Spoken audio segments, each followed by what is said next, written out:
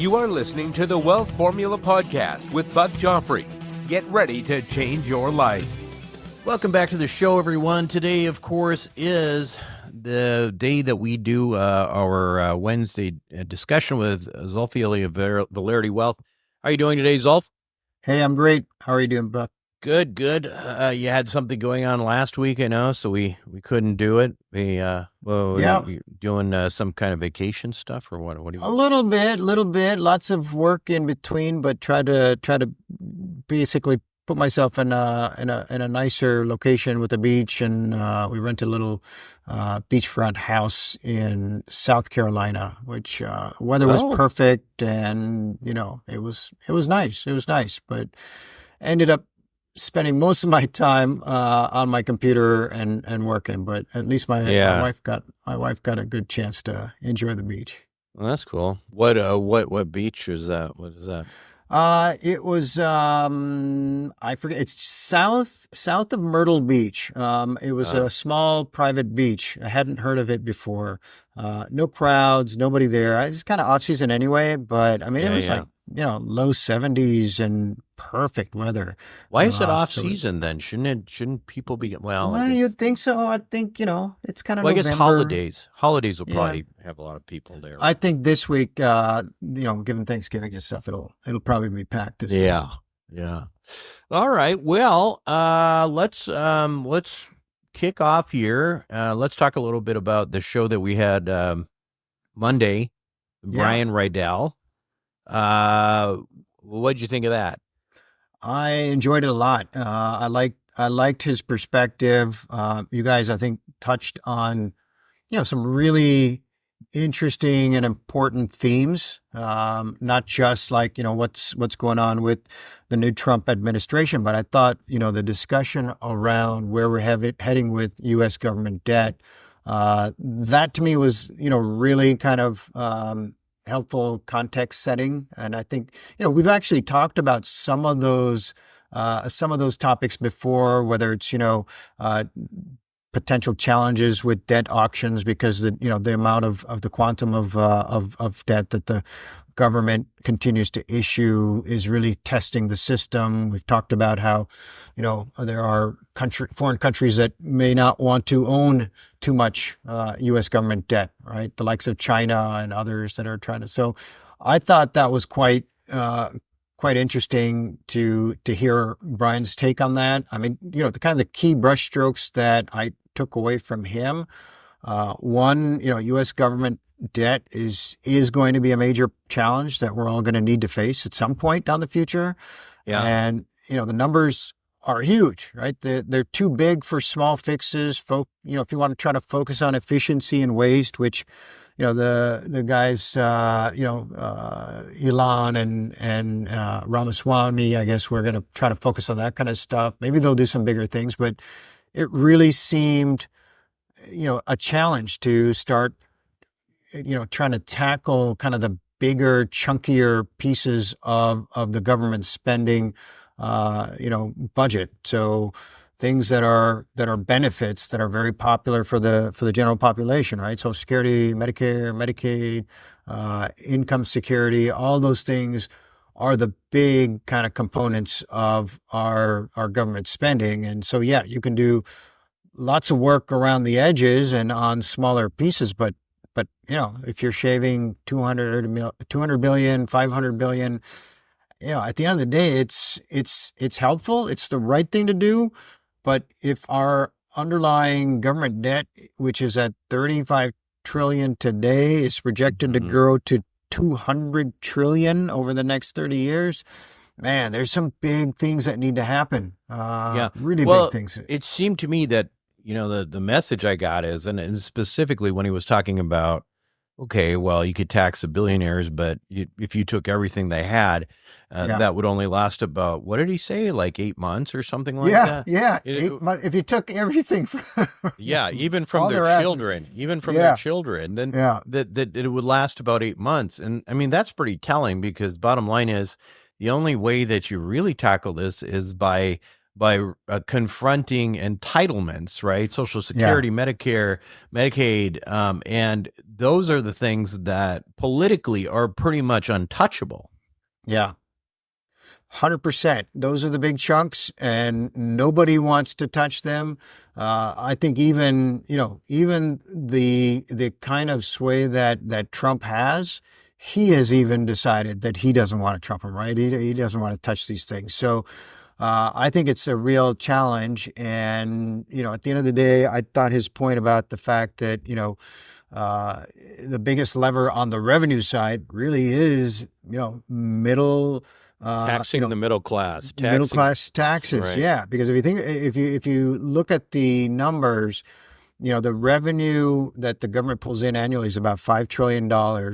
Roughly half of that is coming from taxes on the middle class, and then everything else is tiny bits and pieces. I mean, corporate income taxes, by the way, only represent about a half a trillion. I mean, I'm saying only, but compared to $2.5 trillion for individual income taxes. So so you try to think of what are the big pieces you need to cut, and you can't touch those because they're entitlements. It's unpopular to touch that. It's politically hazardous to touch those.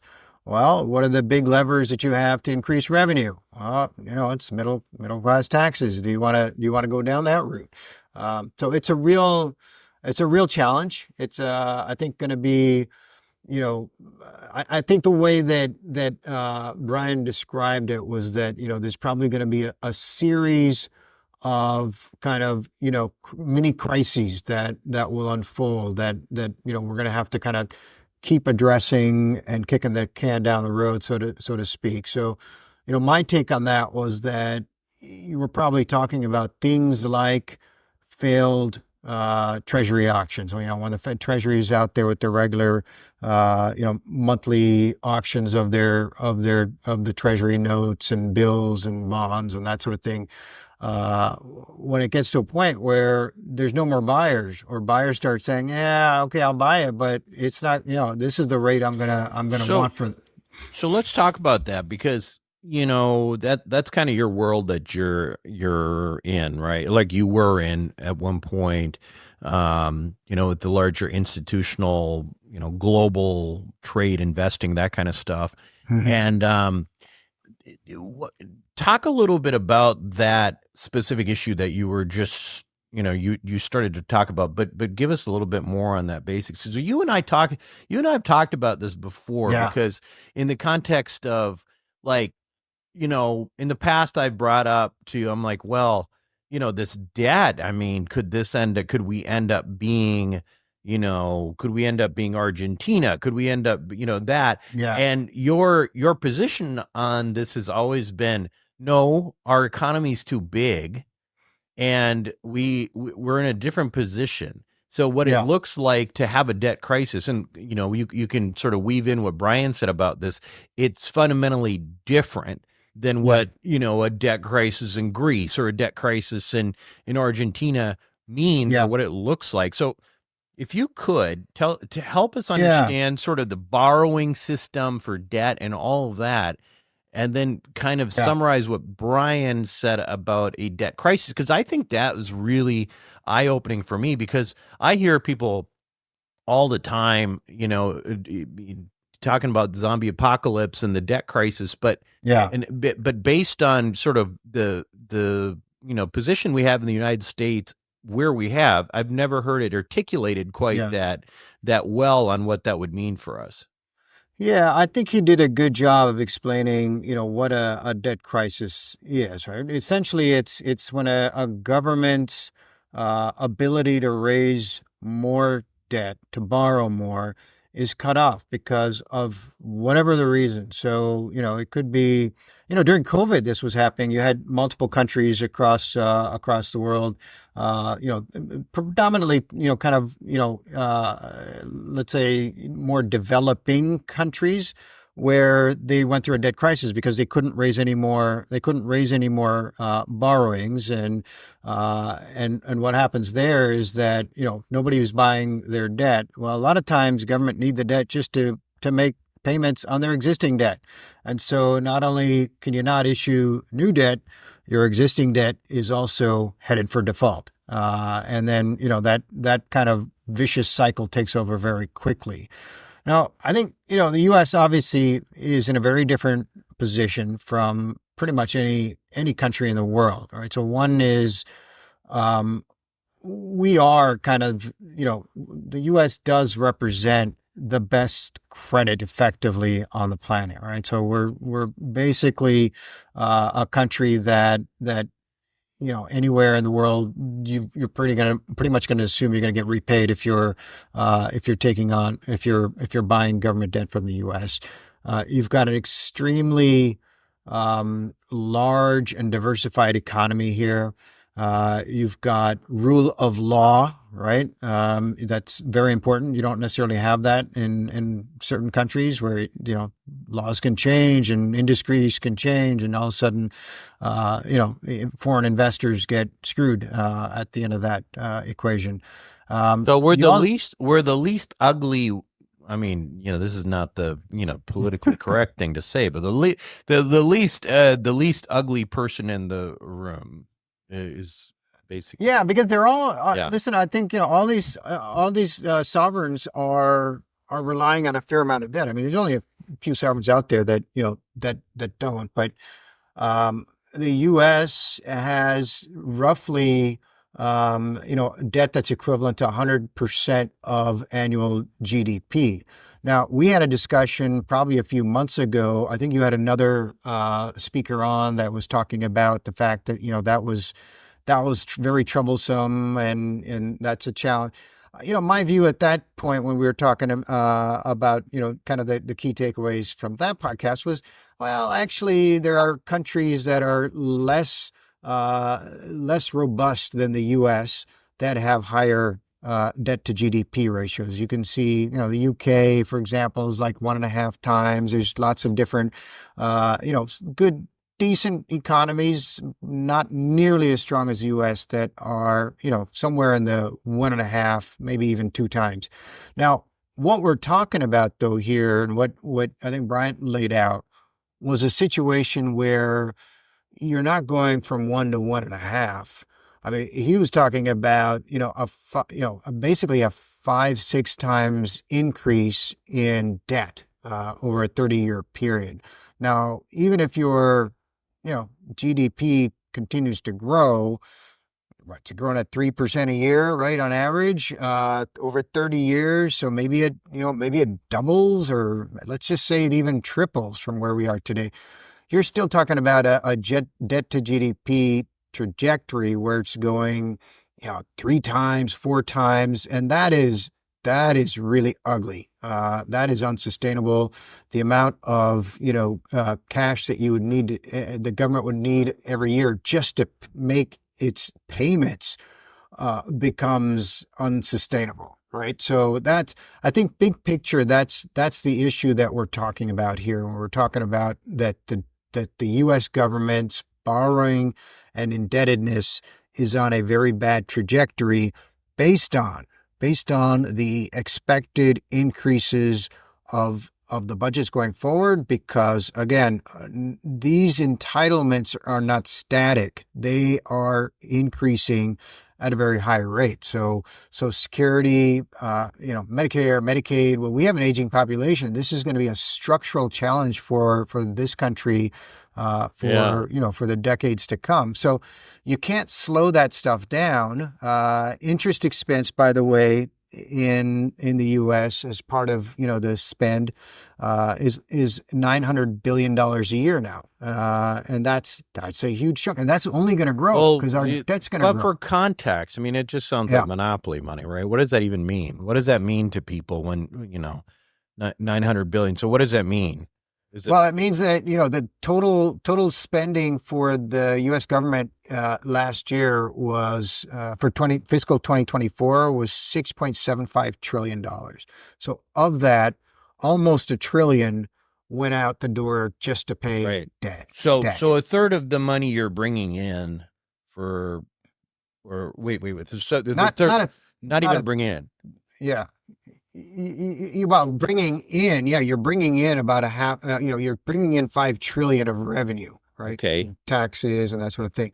Of that 5 trillion, roughly 1 trillion goes out just to pay the debt, right? Mm-hmm. And again, that's going to continue to increase because the debt's continuing to increase, and interest rates are also getting higher as well, particularly on the longer end. So does this? Okay, so you know how Russia and China, in particular, have really started buying a lot of gold. Is that a substitute for buying U.S. Treasuries? It's not, because you can't buy the quantum of gold to plow the amount of surpluses that China has. They need to buy U.S. dollars. So they'll always be a big buyer. I think there are always going to be big buyers, but okay, they're the biggest buyer right now with $1 trillion, right, of U.S. government debt. Japan also ranks right up there with them, $1 trillion. After that, the cliff falls off very, very quickly in terms of international buyers of debt. Now, there's a lot of domestic buyers as well. A lot of people through their retirement accounts and different funds and mutual fund, whatever, probably own or have exposure to U.S. debt. But you're talking about a world that, has maybe, there's right now $35 trillion worth of debt out there from a U.S. government perspective. If you start doubling that, tripling that, quadrupling that, you just find it hard to understand where the buyers are going to come out of. Right. And so even if everybody was buying at their full appetite, there's just not enough people out there. There's not enough institutions, not enough countries out there to buy. So let's talk about, let's just go back to Brian's assertion that we'll start to see this as a series of mini crises. Yeah. Like, what do those mini crises look like? And then, and as a follow-up to that, like, are we talking about, I mean, for the debt to get to that point, are we talking about 10 years, 20 years? How long are we talking about? Listen, I think you'd need a real expert in the economy to go through that. My own instinct is that you're talking 10 plus years from now, where you start getting into a situation where you're at maybe debt to GDP is starting to exceed 2 times. You're really kind of pushing the quantum of debt that the government needs. I think how it manifests itself is going to be at those treasury sales, the auction process where the government, the treasury goes out there and through a variety of mechanisms, they issue these treasury bonds and treasury notes to buyers, right? And it's an auction process where the buyers determine the ultimate rate at which the government is going to be paying for that debt. And so when those auctions get bigger and bigger and bigger, at a certain point, investors start saying, hey, this is unsustainable. Either A, I don't have, the capacity to buy this, or B, all of this seems to be going in a direction where the U.S. government seems like it might not be able to make good on this stuff anymore. Yeah. Right. Yeah. And so that's the kind of stuff that I think that would force interest rates to go up.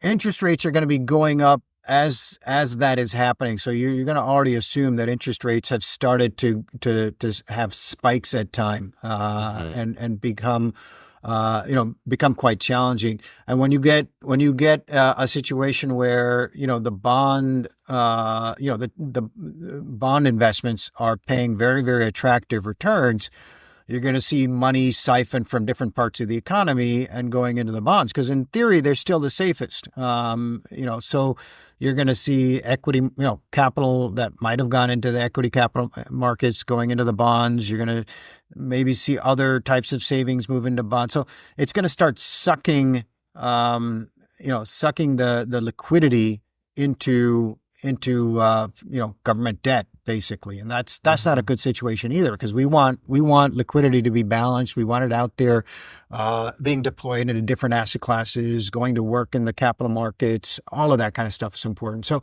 I think what you would probably start seeing is, situations where maybe at some of these auctions, the government is actually not able to raise the amount of debt that they need to raise, right? Even putting increased coupons on there. They start saying, oh, okay, we were only able to raise 70% or 50% of what we were trying to raise there. What do we do?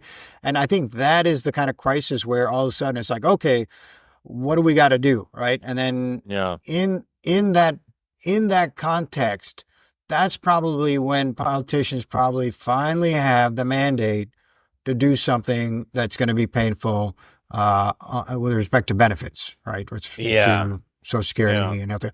So, but outside of that, you're not going to see it, right? You're going to let every politician is just going to let it go to the next guy that's in office.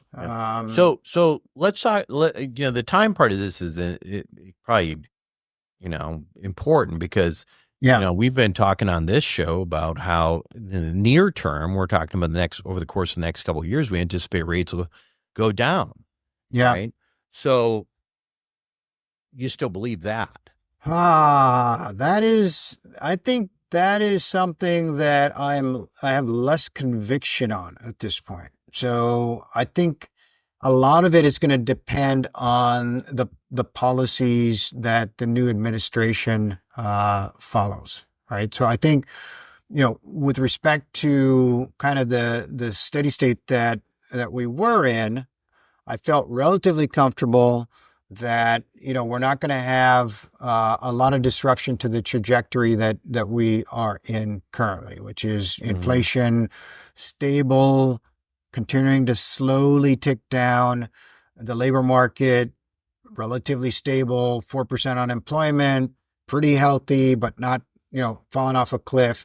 I felt like that was something that I could have, some level of conviction going forward that it's going to continue to be very friendly from interest rate environment and, not spike inflation. I really have to see how the policies of the Trump administration would get implemented, how they play out in terms of what impact that has to inflation, what impact that has to growth. I mean, certainly the things that Trump has kind of been out there with so far, whether it's tariffs, whether it's stimulating the economy through various measures, I think all of those are supporting higher growth, which stock market has been liking. We're at record highs on pretty much every indice out there. You're also potentially putting in place the conditions for inflation to resume back to a bad situation where it starts climbing. I mean, I think Goldman Sachs was out there saying that the Trump tariffs that have been discussed to date probably take inflation back up by 1%. So rather than settling in kind of at the low twos that we're in now, you could see them going back up to low to mid 3% inflation. Although, that whole thing is so speculative. I mean, we don't really know what he's going to do there. And on top of that, what I would say is that, 3%, if it was stable, wouldn't be terrible. Right. I mean, I mean, listen, I think a lot of people argue that 2% target from the Fed is a bit arbitrary. So, at the end of the day, is that the right number? Is 2 something that they can live with a range of 2 to 3? I mean, why not? Right. I mean, at the end of the day, I don't know that there's some hard science that has made 2 the right number on that inflation, but, based on where we are today. But I think, what you're saying is correct, which is we don't know what ultimately is going to be implemented. So again, is it a negotiating tactic, from Trump's side? There seems to be a variety of concessions that he is looking for. And some of them are not necessarily, economic. Some of them are are, immigration related, from Mexico, for example. He announced the 25% tariffs on Mexico day one when he comes, and same with Canada. And one of the things that he's looking for is for them to control the borders better. And so, I think he is throwing these things out there with negotiating intent. And so, and the other thing that I take comfort from, Buck, is, his decision to go with Bessent, for, Scott Bessent as the Treasury Secretary. If you haven't heard, no, tell us about him. He's not a super high profile guy, but he founded a hedge fund called Key Square Group. That is it's a global macro investment strategy fund. So he's very much in tune with how, global economics work, how, cash and money flows from one country to another. That's what they do, is they make their investments based on which countries they think are going to perform the best given the circumstances. Interestingly, he was, a partner at the Soros fund. And if you remember, there was the famous trade that everyone talks about where, Soros made like $1 billion overnight betting against the British pound. This is back in the early 1990s. He was a part of that team that, that bet on the collapse of the British pound. He also made, lots of money for Soros, on bets he did, on the yen, Japanese yen. So he's a guy that knows, his stuff. And I think, by virtue of the fact that Trump would appoint a guy like that to handle this Treasury position, I think, it certainly made the markets comfortable. And I think people like that. He's also known as, probably a fiscal hawk. So he's probably someone that goes in there and, tries to keep things honest with respect to, runaway government spending plans and things like that. If that keeps, being on the agenda. Yeah, I mean, I guess the tricky part there is whether, what that relationship will end up being. I mean, because, Trump, for all I think the positive things will bring to the economy, that concern sometimes is, he's going to focus on, positive results today. And at the end of the day, like what we're talking about is long-term problems, right? Like problems of a decade or that might create major problems a decade or more out. I guess we'll just have to see on that. Well, let's move on. We've spent a lot of time talking about the news here, but just go over the markets real quick. Yeah, I mean, part of what's driving the markets is this, are the announcements and activities that the new, Trump administration, as they prepare to take office. So, things like the appointment of Bessent, or at least his nomination, were something that helped give markets some good support.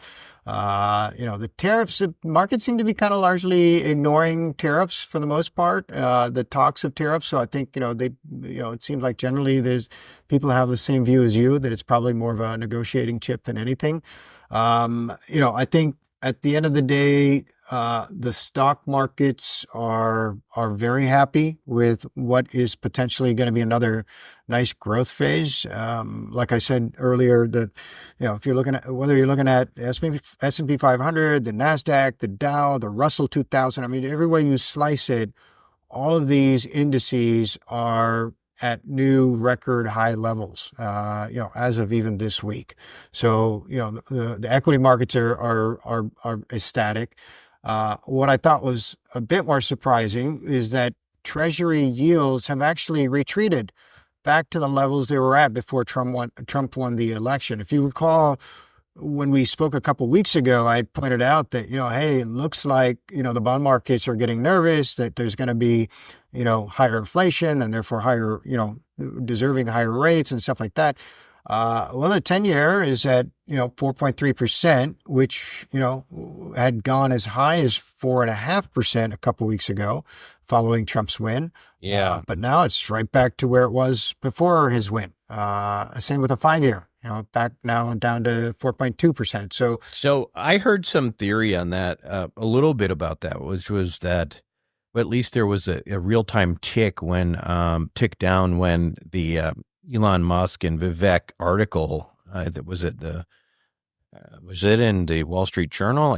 Anyway, they sent out, their an article on what they're planning to do with Doge, but in real time, the 10-year Treasury went down by 5 basis points or more.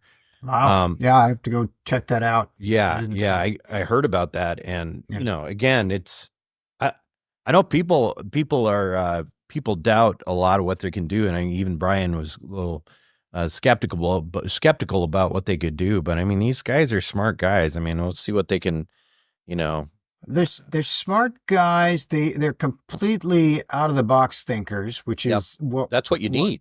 What you need, and if they've got the backing of the the president to be, I mean, that's the recipe there. I mean, I think between them and Trump, you would think you could get Congress to fall in line and really do some big things. Right. But let's see. But anyway, I wonder how much of an impact it is, because again, they're, I mean, why else? It sort of doesn't really make a lot of sense. Why this 10-year Treasury would be coming down. I don't have a good explanation for it. That's why I said it was a bit surprising from my perspective. And actually, the other one that's a bit surprising is gold as well, right? So gold is now down more than 4% since Trump's election win. And again, if I had, believed in what people were describing as the Trump effect, higher inflation because of tariffs and more uncertainty because, lots of crazy, But decisions. you'd want to be in equities though, wouldn't you? Because the equity markets would just drive up if you anticipated, all of the Trump effect on the market. So maybe that's what it is. It could be that there's people reallocating from gold over to equities, but at the same time, if you think inflation is going to be bad, you do kind of protect yourself with gold. So, so again, or Bitcoin. Well, Bitcoin has been trading quite well. I was going to ask you, I mean, it seems like it's kind of gotten all the way up to the 100K level and bounced back a couple of times without piercing that. Is there some sort of psychological? I think it's a psychological thing. I think I think it was like 99,000 something and it just ticked down after that. But I mean, I think actually if you go there's nothing changed in this market. It's headed north. I mentioned, so I don't know if people are listening when I talk about Solana, but Solana is, I've been talking about this for a couple months now. When I first brought it up, I think it was trading around 130, 140. It's at 230 today. It topped out around 260 last week. Wow. I've got a decent Ethereum holding, and I'm planning on probably selling all of my Ethereum in the new year, and then moving into Solana. Right. Again, this is a Solana. This has like all the makings of what you want for a major platform in cryptocurrency, which is like there's a lot of use cases.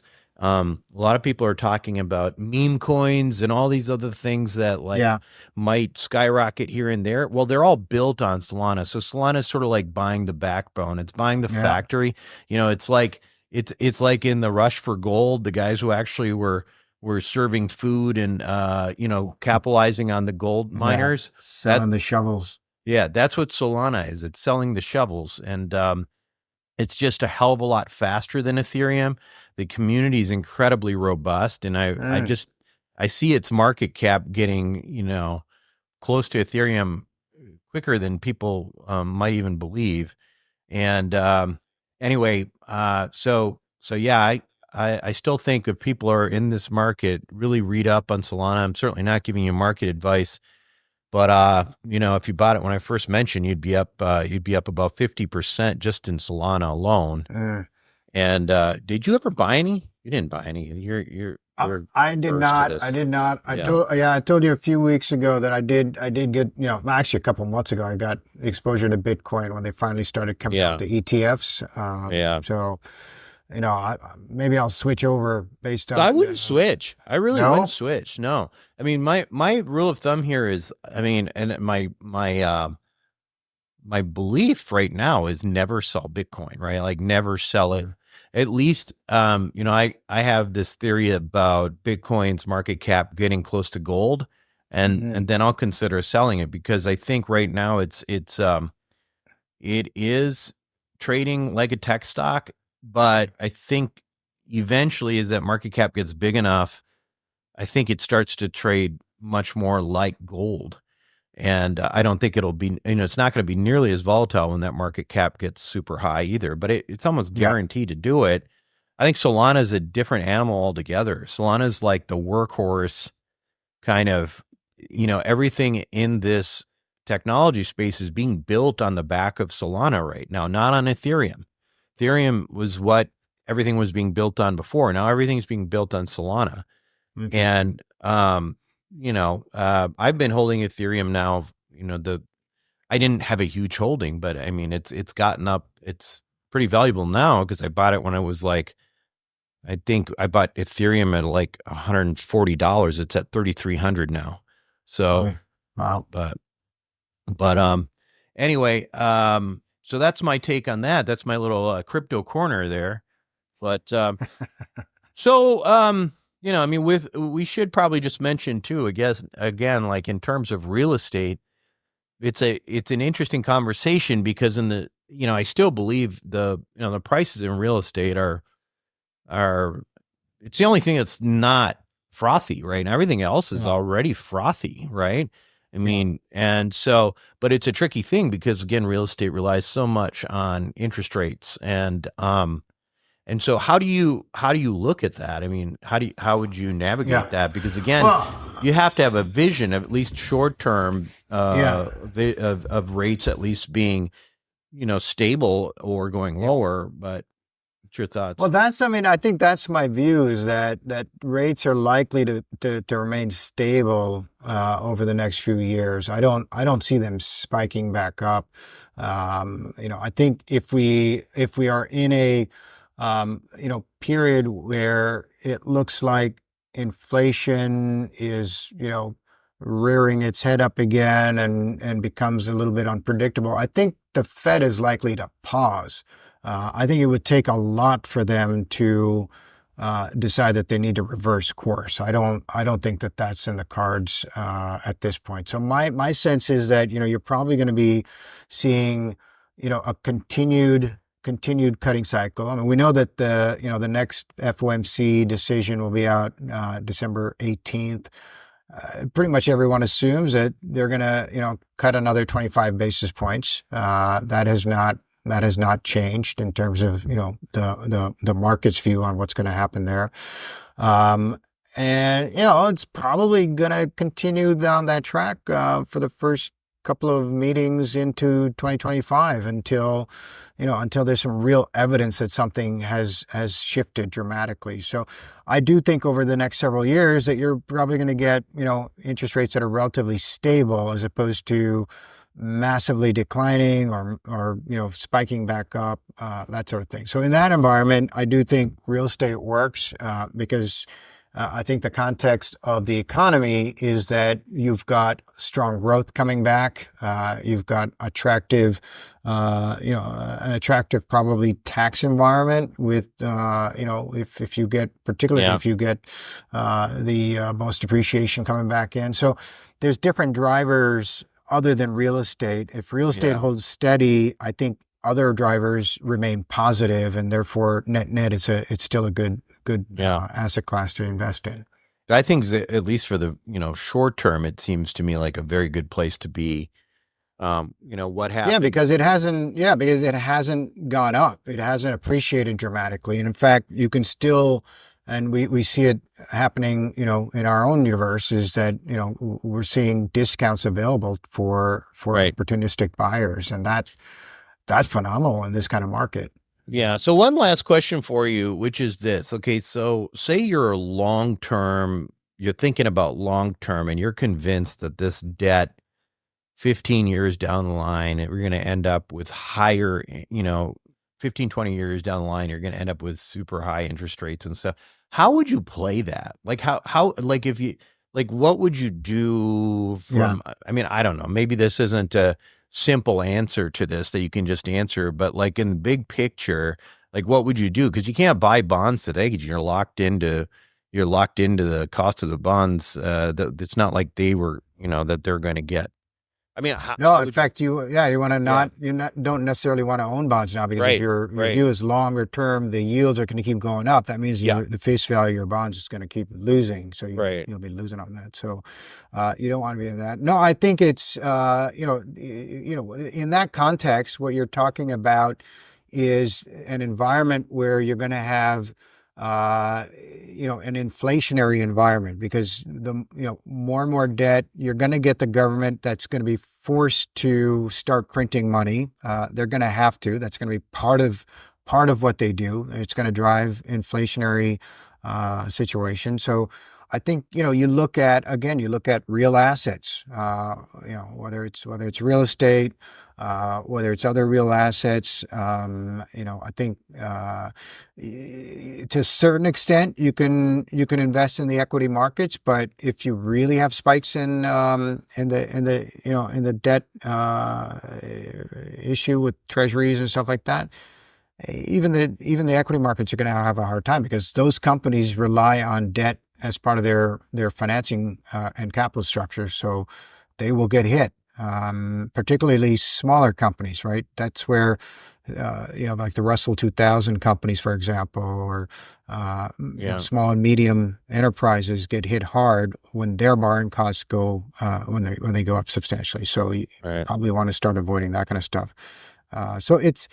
I think it's a nuanced answer, Buck, and you have to kind of, start building your portfolios over time to anticipate that. You don't switch into it, immediately, but that's something that I think is something you want to start thinking about. All right. Well, good. And we probably cut out now. It's been longer than we even usually go, but thanks. Good conversation, and I'll catch you next week. Thanks for having me. Thank you for listening to the Wealth Formula podcast. Visit us on the web at wealthformula.com. The information contained in this podcast are opinions, not fact. As always, consult your own financial team before making any investment. See you next time.